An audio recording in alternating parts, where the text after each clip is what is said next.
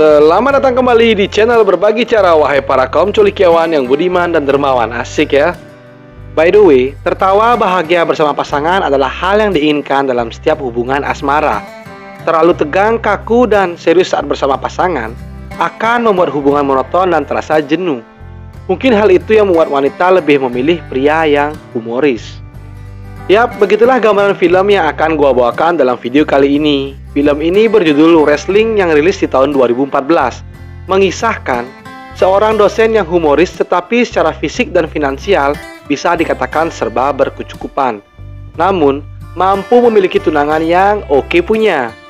Tapi sebelum mulai filmnya, alangkah baiknya kalian bantu channel ini dengan cara klik subscribe dan nyalakan loncengnya agar kalian tidak ketinggalan film-film terupdate dari channel ini. Kalau udah, yuk guys, kita kocok alur ceritanya.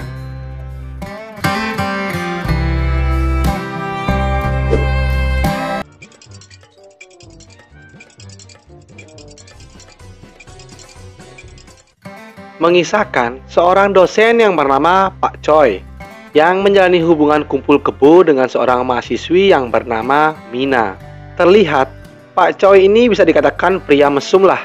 Namun di balik sifat buruknya itu, Pak Choi memiliki jiwa humoris dan rasa menolong dengan sesama yang bisa kita acungi jempol. Terlihat Pak Choi ini sangatlah agresif terhadap Mina.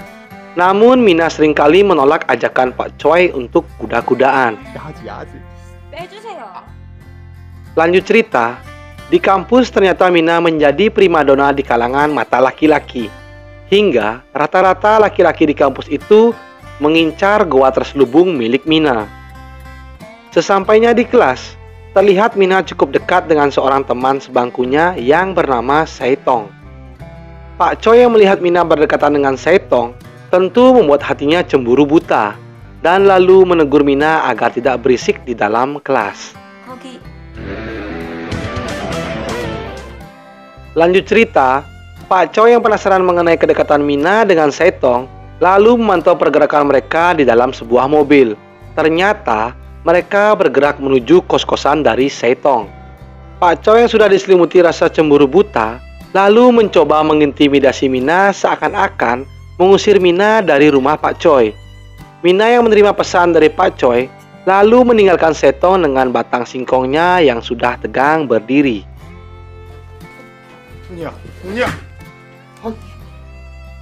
Sesampainya Mina di rumah Pak Choi, ternyata bukan amukan yang didapat, melainkan Pak Choi mencoba merayu Mina untuk melakukan kuda-kudaan dengannya. Namun lagi dan lagi, Mina menolak ajakan dari Pak Choi. Yap, dari sinilah kisah akan dimulai. Pada keesokan harinya, datanglah seorang gadis bahenol yang bernama Hansin yang akan menuju kampus itu. Tak disengaja, melintaslah di depan Pak Choi dengan para dosen lainnya.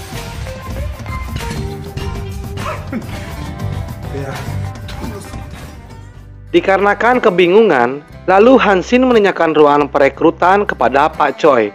Pak Choi yang tidak mau kehilangan kesempatan emas, langsung saja tancap gas mengajak Hansin untuk ke ruangannya dan melakukan interview.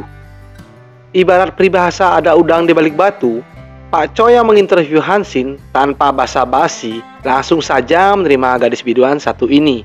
Dan Pak Choi meminta agar Hansin mengikuti cara mengajar di kampus ini.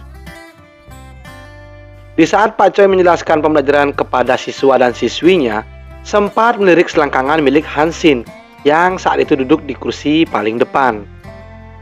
Pada esok harinya, saat Pak Choi sedang mengajar, ia menghayal seakan-akan Hansin merayu dan mengajaknya untuk kuda-kudaan di dalam kelas.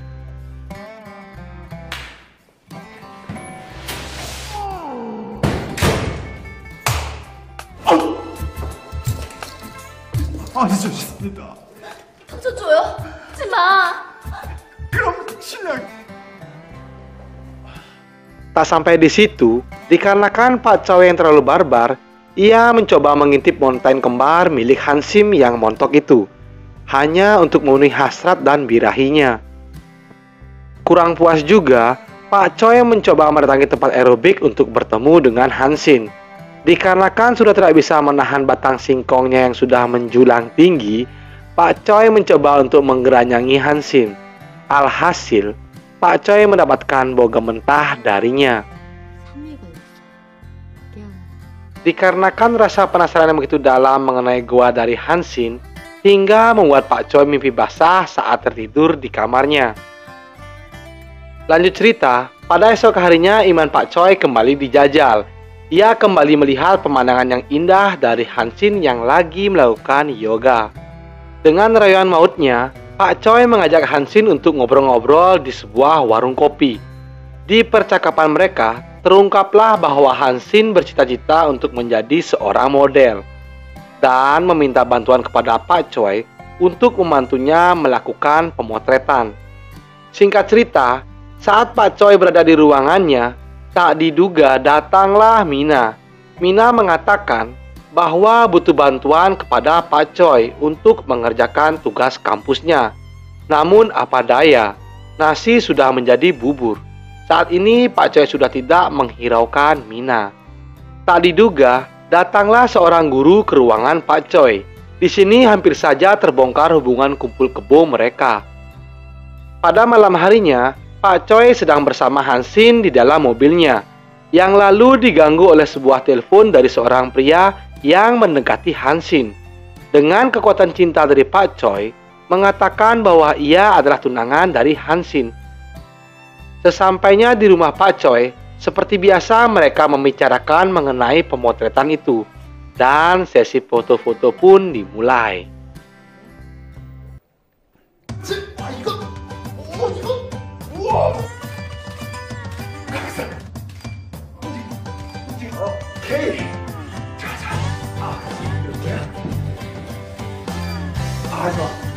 Setelah puas di sesi pemotretan, lalu mereka berdua merayakannya ke sebuah bar untuk minum-minum. Dikarenakan Pak Choi yang sudah dimabuk cinta dan ditambah lagi mabuk minuman, lalu Pak Choi mengajak Hansin kembali ke rumahnya. Di sana Pak Choi mencoba menggeranyangi Hansin. Lagi dan lagi, Pak Choi kembali mendapat penolakan, namun ditutup dengan ciuman manis dari Hansin. Dari sinilah Pak Choi mendapatkan pelajaran berharga bahwa cinta itu tidak hanya sebatas nafsu belaka. Pada esok harinya, Pak Choi tak patah semangat lalu kembali mencoba peruntungan dengan merayu Hansin. Namun kali ini, ia mencoba dengan sifat humorisnya. Alhasil Hansin membalas perhatian lebih dari Pak Choi.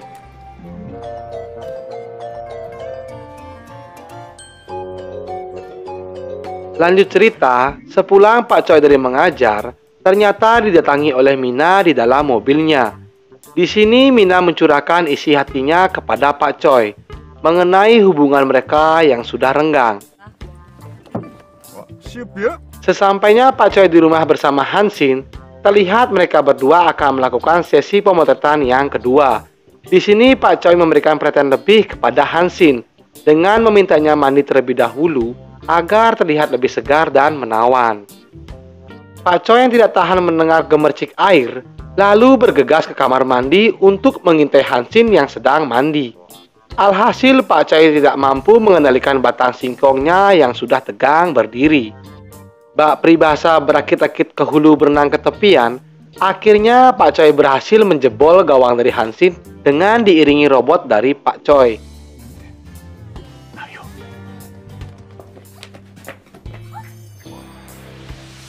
나에게 열정적인 사랑을 나눠주고 있었지. 우리 그걸 그럼 처음부터 다 알고 있었던 거.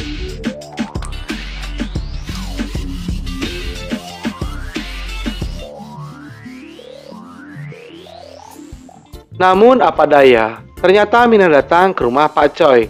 Dengan cerdiknya, Mina mematikan saklar lampu dan seketika berada di belakang Pak Choi. 해결했어. 우리 하던 거 이제 계속하면 돼. 근데요. Namun, bukannya diamuk, mereka malah akur tidur bertiga di rumah itu. Sungguh nikmat sekali.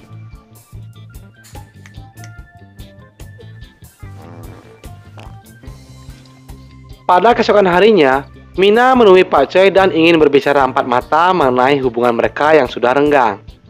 Tak lama kemudian, datanglah Setong. Terlihat di sini Setong cemburu buta akan kedekatan Pak Choi dengan Mina.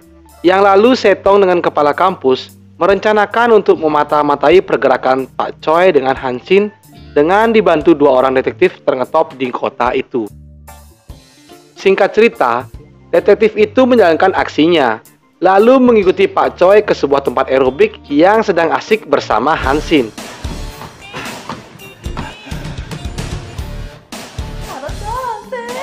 요가 쉽네. Dikarenakan Pak Choi hanyalah manusia biasa, ia tidak bisa menahan gairah dan hasratnya, yang lalu menarik Hansin ke belakang untuk mengobok-ngobok gawangnya. Tak diduga, detektif itu mendapatkan foto-foto mereka yang lagi asik berkudaan. Pada esok harinya, Mina menemui Hansin. Di sini Mina menanyakan mengenai hubungannya dengan Pak Choi. Namun Hansin mengatakan hubungan mereka hanya sebatas teman saja. Dan lalu mereka menuju ke sebuah bar untuk melupakan masalah malam itu. Usut punya usut, ternyata Mina ini juga memiliki cita-cita sebagai model dan meminta wejangan dari Hansin. Tak lama kemudian, datanglah Setong. Di sini Setong berterus terang kepada Mina bahwa ia memiliki perasaan lebih kepadanya. Pada malam harinya, Pak Choi dan Hansin sedang makan malam bersama. Terlihat kedua insan manusia ini sedang dilanda lautan api asmara. 만나고 당당하게 얘기하고 와. 나 이제 Lanjut cerita, ternyata Hansin janjian dengan kepala kampus. Ternyata terbongkarlah bahwa sesungguhnya kepala kampus ini memiliki perasaan lebih kepada Hansin. Namun Hansin yang sudah jatuh hati kepada Pak Choi mentah-mentah menolak perasaan dari kepala kampus itu. Di tempat lain, Pak Choi sedang bersama Mina. Di sana Mina dengan berat hati mengungkapkan ingin mengakhiri hubungan ini. Dikarenakan Mina merasakan sudah tidak ada chemistry dan juga Mina mengatakan kecewa dengan sikap Pak Choi yang tidak peduli dengannya. Singkat cerita, Hansin ditemui detektif itu. Betapa terkejutnya, ternyata detektif itu memperlihatkan foto Hansin yang lagi kuda-kudaan bersama Pak Choi. Di sini detektif itu mengatakan agar Hansin menjauhi Pak Choi dan memintanya keluar pulau untuk menemui seseorang. Jika tidak, foto-foto itu akan disebar luaskan. Pada malam harinya, Hansin yang sudah diselimuti rasa kebingungan dan ketakutan mencoba tidak menceritakan masalah ini kepada Pak Choi, dikarenakan ia tidak mau Pak Choi juga memikirkan permasalahan ini. Lanjut cerita, pada esok harinya, Pak Choi mendapatkan telepon dari Hansin yang mengatakan akan pergi keluar pulau untuk menyelesaikan permasalahan ini. Tak diduga, ternyata Pak Choi melihat Hansin berada tepat di depannya. Lalu Pak Choi mengejar Hansin dan menanyakan penyebab Hansin pergi meninggalkannya. Dengan berat hati, akhirnya Hansin menceritakan permasalahan ini kepada Pak Choi. Dan akhirnya Hansin pergi keluar pulau dengan menggunakan sebuah Facebook.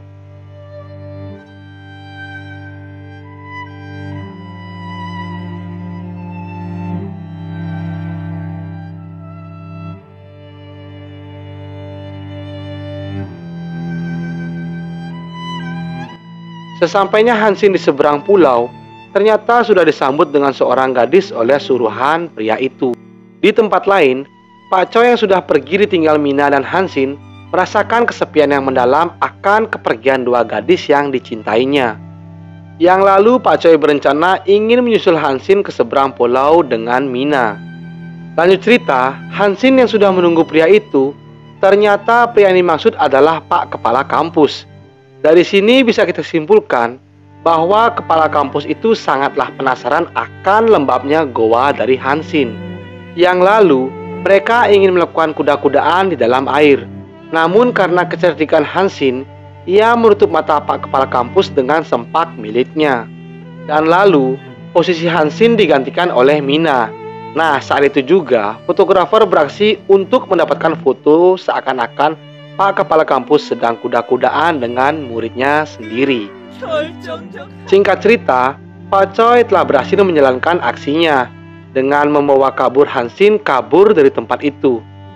Namun, di sini Hansin menanyakan kepada Pak Choi, apakah tulus mencintainya. 미안해. 안 해. 그렇더라.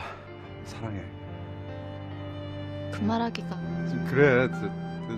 난생. Tak lama kemudian, datanglah Mina. Dari sini terbongkarlah ternyata Hansin dan Mina bekerja sama untuk memberikan pelajaran kepada Pak Choi agar lebih menghargai arti kata saling mencintai.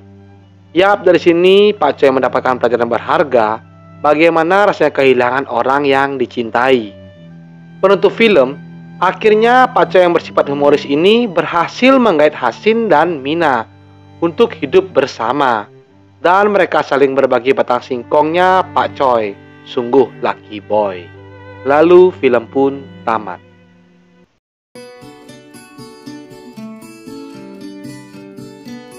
Oke guys, begitulah alur cerita film dari wrestling.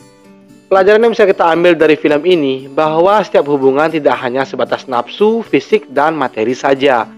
Namun di balik itu dibutuhkan adanya rasa chemistry. Entah itu dengan lawan jenis maupun sesama jenis. Mohon maaf jika saya ada salah kata. Saya undur diri. See you next video and bye-bye.